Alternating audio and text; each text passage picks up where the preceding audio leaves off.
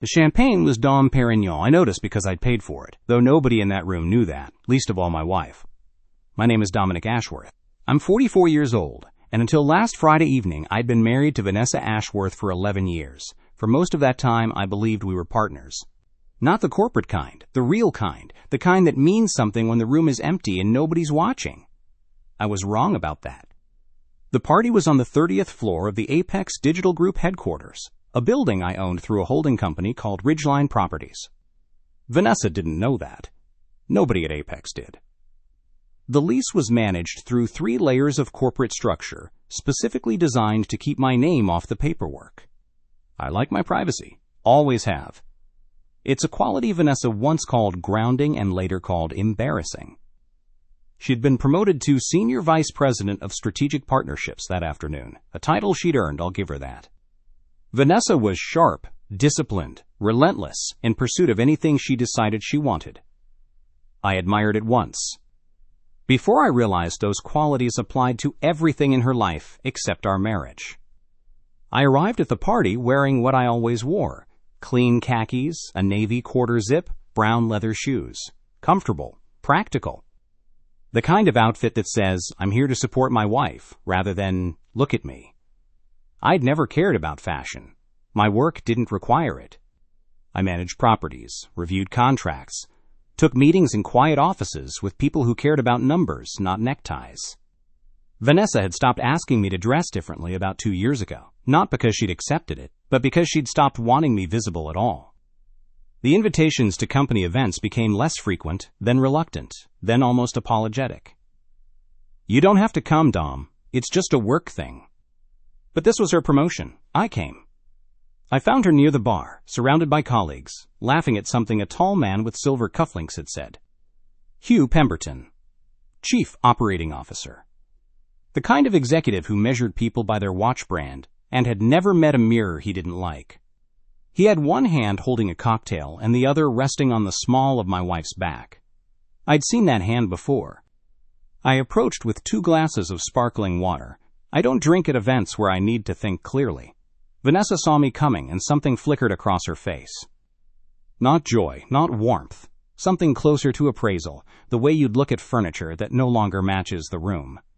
Dom, she said, you made it. Wouldn't miss it. Congratulations. I handed her the water. She set it on the bar without drinking. Hugh looked me over the way a butcher examines a cut of meat he's already decided to discard. Slow. Dismissive. His eyes moved from my quarter zip to my shoes and back again. So this is the famous husband, Hugh said, grinning at the circle of colleagues. Vanessa, I have to say, your husband looks like the janitor. The circle laughed. Not all of them. A few people shifted uncomfortably, but enough. The sound carried. Heads turned from nearby groups, drawn to the spectacle the way people always are when someone's being publicly diminished. I looked at Vanessa. This was her moment. Her chance to shut it down, to draw a line, to do what partners do when someone disrespects the person they've chosen to build a life with. She smiled. That polished, practiced smile. I'd watched her perfect over a decade of corporate climbing. The one that said, I'm in on the joke. Don't insult janitors, she said. At least they're useful. More laughter, louder this time. Hugh clapped his hands together, delighted. 2 junior executives nearby exchanged glances, the pitying kind, the glad that's not me kind. I stood very still. Not because I was hurt, though I was. Not because I was angry, though I was that too. I stood still because I was making a decision, and I wanted to make it clearly, without emotion clouding the math. 11 years of marriage, 2 years of escalating disrespect, 6 months of suspicion about Hugh. And now this. A public declaration that I was, to her, less than nothing. A prop that had outlived its purpose. I reached down and pulled the wedding ring from my left hand. Platinum. Engraved on the inside. Always V. I placed it on the bar next to the sparkling water she hadn't touched. The clink of metal on marble was small, but the silence that followed was enormous. Enjoy the party, I said. I walked out through the lobby of my building, past the security desk where my name was, on the ownership documents, locked in a safe 3 floors below, and into the cool evening air. I didn't look back. I need to go back further to explain what happened next, because the morning after the party didn't come out of nowhere. It came out of years. Vanessa and I met when she was 28 and hungry. Not for food, for everything else. Success, recognition, the kind of respect that came with titles and corner offices. She was working as a junior analyst at a mid-sized consulting firm, and I was already 5 years into building what would become a quietly significant portfolio. I'd inherited my grandfather's first property, a small apartment building in Tacoma, at 22. By the time I met Vanessa, I owned 14 properties across 3 states. Managed through Ridgeline Properties, a company whose entire staff consisted of me, my accountant, and a part-time property manager named Femi Oduya, who'd been with me since the beginning and knew more about my finances than any human alive. I wasn't flashy about it. I drove a 10-year-old truck, lived in a modest house I'd renovated myself, wore clothes that prioritized function over appearance. People assumed I was comfortable but unremarkable, which suited me perfectly. The less people knew about what I had, the fewer people tried to take it. Vanessa was drawn to my steadiness. She told me that on our 3rd date, sitting across from me at a Thai restaurant where the portions were large and the ambiance was non-existent. "You're like bedrock," she'd said, chopsticks paused mid-air. "Everything around you could shake and you'd just stay solid." I'd loved that she saw me that way. What I didn't realize was that bedrock was useful for building on top of, and once she'd built high enough, she'd stop looking down. We married when she was 31. I was 33. Simple ceremony, small guest list, honest vows. I meant every word of mine. I believe she meant hers. The first few years were good, genuinely good. She was climbing at her firm, and I was expanding quietly, adding commercial properties, diversifying into technology infrastructure. When Apex Digital Group was looking for office space 5 years ago, my property management company secured the lease for their new headquarters. A 30-story glass tower downtown that I'd purchased 18 months earlier for $47 million through a subsidiary called Ridgeline Commercial Holdings. Apex didn't know their landlord was the quiet man in khakis, married to their rising star. The lease was handled through attorneys, property managers, and enough corporate separation to keep it that way. But that wasn't the only connection. 2 years ago, Apex bid on a massive infrastructure modernization contract with the Pacific Northwest Municipal Alliance, a consortium of 12 city governments upgrading their digital systems. The contract was worth $340 million over 5 years. Apex needed a financial guarantor, someone to back the bond that secured the deal. They found one through a broker who connected them to Ridgeline Capital, my investment arm. I personally underwrote $85 million of that guarantee. Apex got the contract. Their stock price jumped 40%. Vanessa got her first VP promotion off the strength of it, leading the client management team for the municipal project. She celebrated with champagne, thanked Hugh in her acceptance speech, never asked where the guarantee money had come from. Then there was Pemberton himself. Hugh had been trying for 2 years to close a joint venture with Kensington Fairfax, a real estate development conglomerate based in Chicago. What he didn't know, what nobody at Apex knew, was that I held a 28% stake in Kensington Fairfax through Ridgeline's investment portfolio. The joint venture discussions had been routed to me for approval 3 separate times. I'd approved each one. Quietly. Anonymously. Hugh's biggest career achievement existed because I'd said yes from behind a wall of holding companies. So when my wife's boss called me the janitor, and my wife agreed, they were standing in my building, drinking champagne paid for by revenue I'd guaranteed, celebrating careers I'd made possible.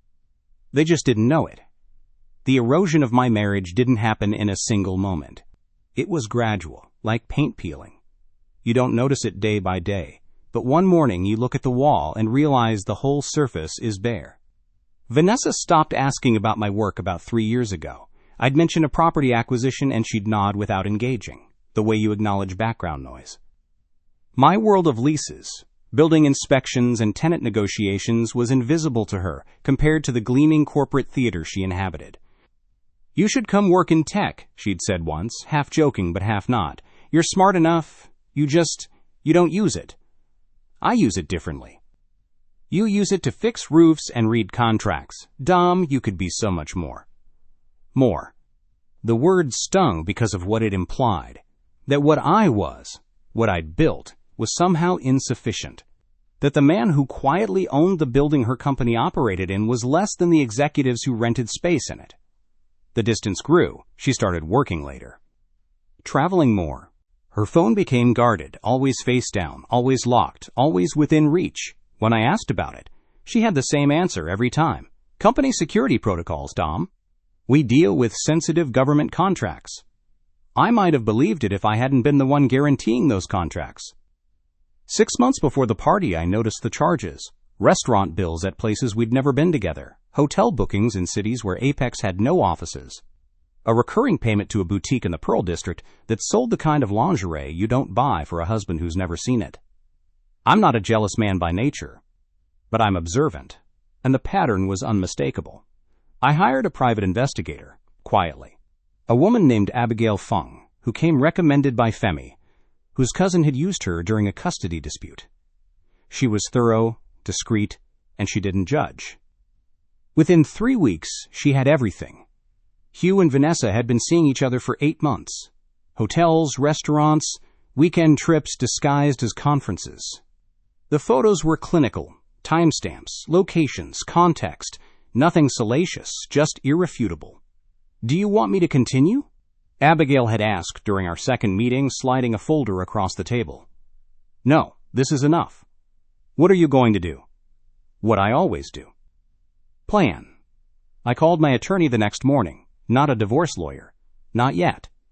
First, I called Okonkwo and Bliss, the firm that handled my corporate affairs. Specifically, I called Nkechi Okonkwo herself, the founding partner, who'd structured my holding companies and knew every thread in the web.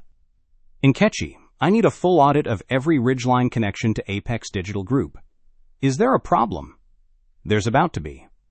She delivered the report in 4 days. It was comprehensive.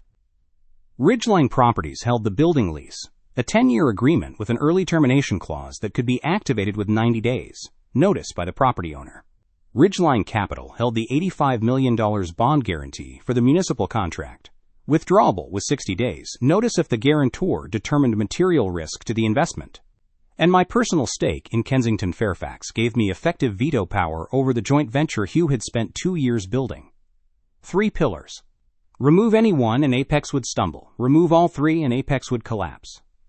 I didn't want to destroy the company. There were good people there. Engineers, designers, project managers, who had nothing to do with my wife's betrayal or her boss's cruelty.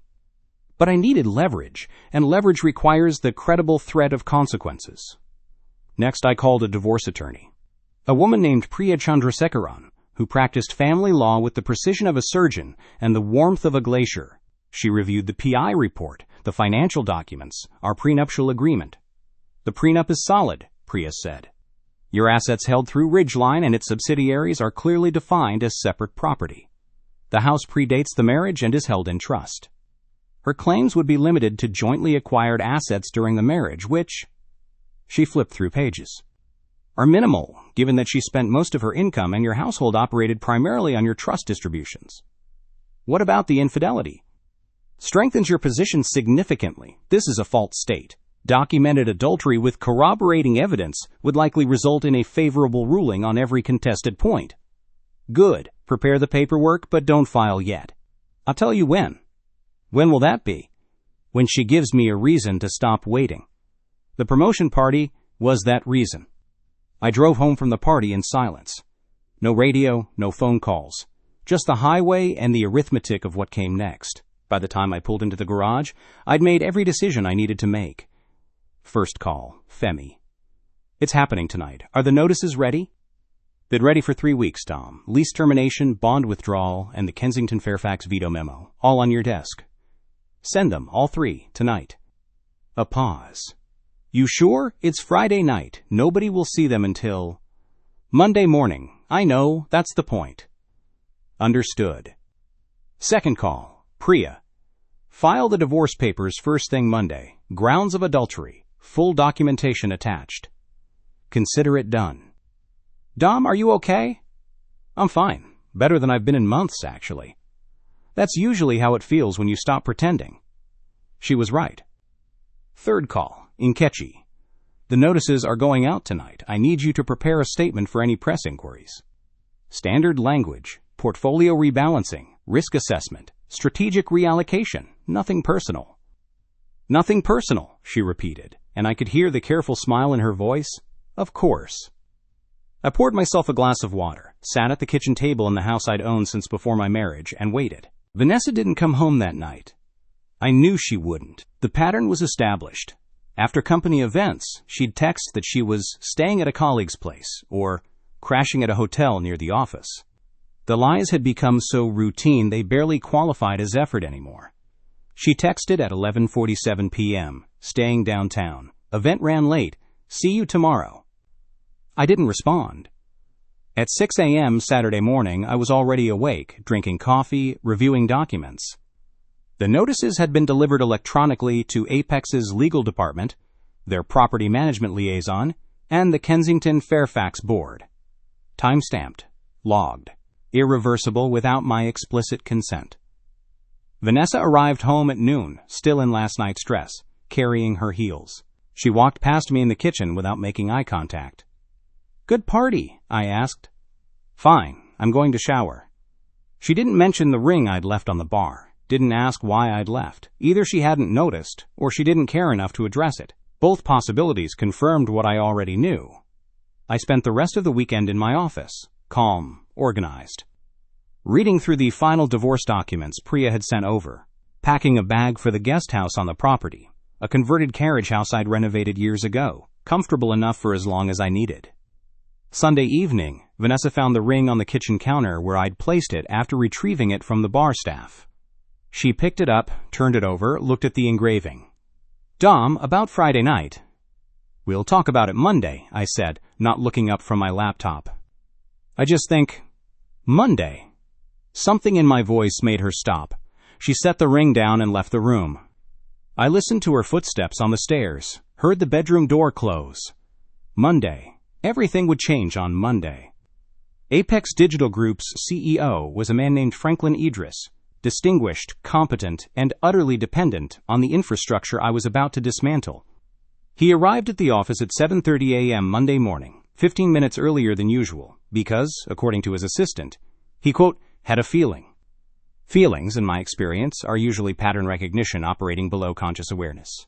Franklin's instincts were good, just too slow. His chief of staff met him in the lobby. "We have a situation." "What kind of situation?" "The kind that requires the entire executive team in the boardroom in 20 minutes. By the time Franklin reached the 30th floor conference room, 3 separate crises were already unfolding. Crisis 1, Ridgeline Properties, had triggered the early termination clause on the building lease. Apex Digital Group had 90 days to find new headquarters for 200 employees. In the current commercial real estate market, that was functionally impossible without accepting a massive downgrade or paying a premium that would crater their quarterly earnings. Crisis 2, Ridgeline Capital had filed notice of bond withdrawal on the municipal infrastructure contract. Without the $85 million guarantee, Apex would need to either find a replacement guarantor, unlikely on short notice, or forfeit the contract entirely, a $340 million loss that would trigger investor panic and potential delisting. Crisis 3, a veto notification had been filed with the Kensington Fairfax board, blocking the joint venture that Hugh Pemberton had been constructing for 2 years. The deal was dead on arrival. Franklin read all 3 notices in sequence, his face progressing from confusion to disbelief to something approaching physical distress. "Who the hell is Ridgeline?" he demanded. The general counsel, a careful woman named Diane Okpabio, pulled up the corporate filings. Ridgeline Properties, Ridgeline Capital, and a 28% stake in Kensington Fairfax, all controlled by, she paused, scrolling, a holding company called Ashworth Consolidated.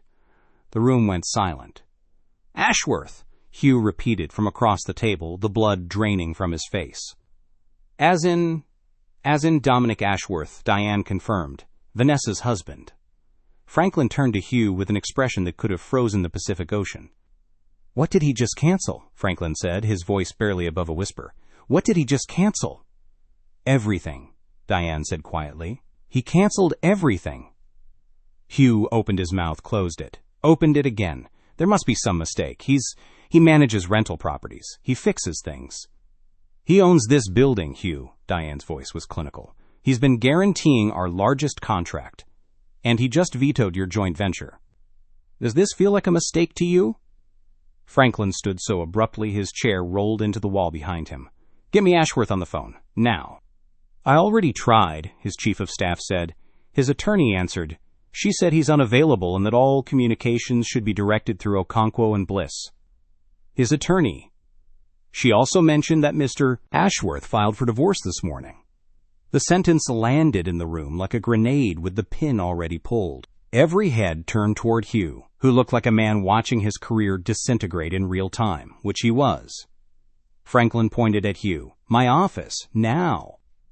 Then he looked around the table at the remaining executives. Nobody leaves this building until we have a plan. And somebody get me the name of every Ridgeline entity that has ever touched this company. Vanessa called me 47 times before noon. I answered none of them. She texted in a progression that tracked perfectly with the 5 stages of grief. Confusion. Dom, what's happening at work? People are panicking. Call me. Anger. Did you seriously pull our building lease? Are you insane? This is my career. Bargaining. Dom, please. Whatever this is, we can work it out. Just call me. Depression. I don't understand why you're doing this to me. And finally, just before lunch, something approaching acceptance. I know about the divorce papers. Priya's office called. I'm coming home. Please be there. I wasn't there. I was at Nkechi's office, reviewing the communications plan with Femi and a crisis management consultant we'd brought in to handle the inevitable press inquiries. The business journals will pick this up by Wednesday, the consultant predicted. The narrative matters. Do you want to be the vindictive husband or the prudent investor? I'm the prudent investor, I said, because that's the truth. An $85 million guarantee on a company whose COO is sleeping with a married subordinate while HR complaints go unanswered is a material risk. The lease termination is standard portfolio rebalancing. The veto is fiduciary responsibility to my co-investors. And the divorce? Personal matter, unrelated to business decisions. Nkechi smiled. Except it's entirely related. Legally it isn't. That's what matters. She nodded. You learned well. I had good teachers. Hugh Pemberton was terminated that afternoon. The details came to me secondhand through Femi, who heard from a contact in Apex's HR department. Franklin had spent 2 hours behind closed doors with Hugh, Diane, and the head of human resources. When the door opened, Hugh walked out carrying a cardboard box with his nameplate and family photos. His security badge had been deactivated before he reached the elevator. Vanessa's administrative leave began the same day, pending investigation, the official language said. But everyone knew there was nothing pending about it. The investigation was already complete. I'd provided Diane Akpebio with the relevant documentation through Nkechi's office. Hotel receipts, expense report irregularities, the PI's findings. Everything clean. Everything legally obtained, everything damning. Vanessa showed up at the carriage house that evening. I was reading on the porch when her headlights swept across the gravel drive. She stepped out of her car looking nothing like the woman who'd laughed at me 3 days ago. Her hair was pulled back hastily. Her makeup was smudged. She'd been crying. We need to talk, she said from the bottom of the steps. Your attorney should contact Priya. I don't have an attorney yet, Dom. I don't know what's happening. What's happening is consequences. She flinched. Can I at least come inside? I looked at her for a long moment. The woman I'd married. The woman who'd called me useless in front of a room full of people who owed their careers to money I'd invested, in a building I owned, at a party celebrating a promotion that existed because I'd quietly guaranteed the contract that made it possible. No, I said, you can't. Dom. You called me the janitor, Vanessa. You laughed. In a room full of people, you chose humiliation over loyalty. You chose Hugh over honesty. And you've been choosing yourself over this marriage for years. I kept my voice even. Steady. The way bedrock sounds when it finally decides to shift. I'm not angry. I'm done. There's a difference. I didn't mean it, the janitor thing. It was just a joke. Jokes reveal what people really think. You've been telling me what you think of me for a long time. I just finally listened. She stood there, arms wrapped around herself, and for the first time I saw her the way the world would soon see her, stripped of title, position, borrowed importance. Just a woman standing in a driveway, realizing that the man she'd underestimated was the foundation she'd been standing on all along. Was everything, the building, the contracts, was all of that because of... It was business. You were personal. I kept them separate for 11 years. You're the one who merged them when you decided to sleep with the COO of a company I was financially entangled with. I paused. That's not revenge, Vanessa. That's risk management. She laughed, a small, broken sound. Risk management. You're ending my career and you call it risk management. Your career ended because you violated company policy and compromised a $340 million contract by having an undisclosed relationship with the executive overseeing it. I didn't do that. You did. She had no answer for that. She got back in her car and drove away. I watched her taillights disappear down the road, then went inside and made dinner. The divorce was finalized 9 weeks later. Priya had been right. The prenup was airtight, the documentation overwhelming, and Vanessa's attorney, a harried woman named Sandra, who'd taken the case reluctantly, had little to work with. Vanessa retained her personal savings, around $40,000, her car, and her retirement accounts.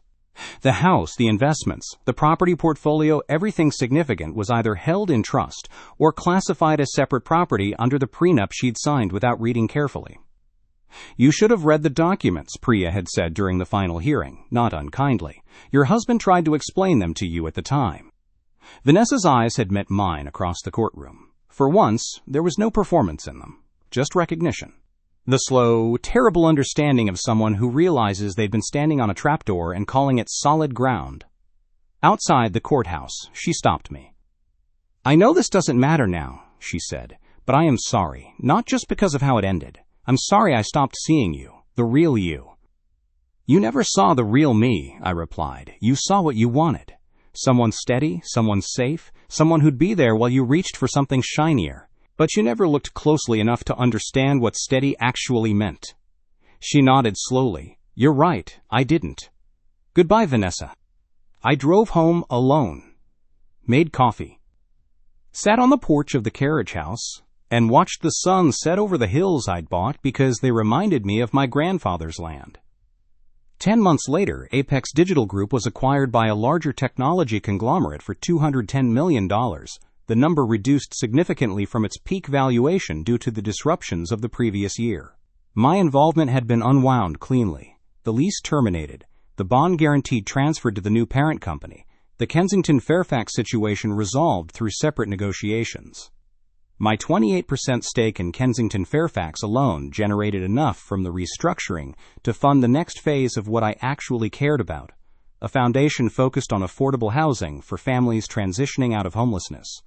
I named it the Ashworth Oduya Foundation because Femi had been the one to suggest it years ago, and some ideas need a partner to become real. You're giving your money to build houses for strangers, Femi had said at the signing ceremony, shaking his head but smiling. Your ex-wife would say that's the most janitor thing you've ever done. Probably. That's how I know it's right. Priya called last week.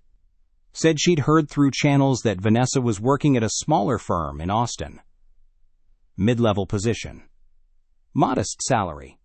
Far from the corner offices and champagne celebrations she'd once inhabited. She asked about you, Priya mentioned casually, through Sandra. What did Sandra say? That you'd moved on, that you were doing well. I thought about that for a while after we hung up, doing well. It was true, but incomplete. I was doing what I'd always done. Building things quietly, maintaining what mattered, preparing for what came next. The difference was that now I did it without someone in the next room who thought that made me small. Femi stopped by last Wednesday with his wife and their 2 kids. We grilled burgers on the porch. His daughter, who was 7, asked me why I lived in the little house when the big house was right there on the property.